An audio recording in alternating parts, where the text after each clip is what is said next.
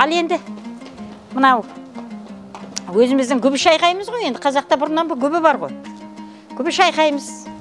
Күбі шайқағанда кәдімгі сүтімізді ұйытып, әдемілеп, бетіне қаймағын шығарып, енді қаймақ сүттің бетін сармайын алып, шай ішуге дайындайын деп жатырмыз таңғы шайға.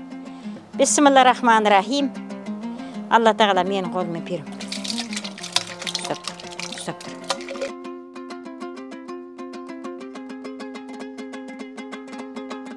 Айран шайқап, күбі шайқап.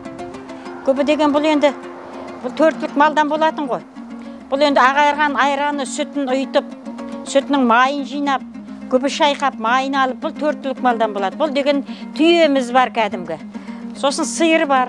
Қай малдан болса да бола береді. Малдың сүтінің бәрі жақсы. Бәріне мал, әсіресе қойдың сүті басқаша.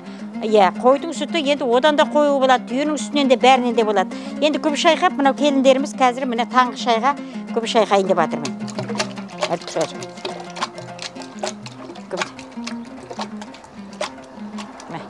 Күбі шайқыма ұстасын, шайқап иә, төртлік малдан болады. Таңғы сауған сүтімізді жинақтап, бір-екі күнгі сүтті жинаймыз да, айран қылып, ұйытып.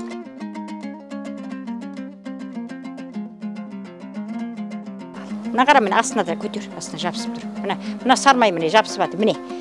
Сармайлары міне, астына жабысып жатыр. Иә.